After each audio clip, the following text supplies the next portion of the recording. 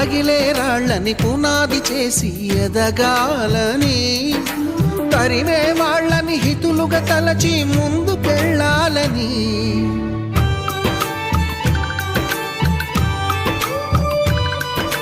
కన్నుల నీటిని కలల సాగుకై వాడుకోవాలని, కాల్చే నిప్పుని ప్రమిదగా మలచి కాంతి పంచాలని, గుండెతో ధైర్యం చెప్పెను, చూపుతో మార్గం చెప్పెను, అడుగుతో గమ్యం చెప్పెను.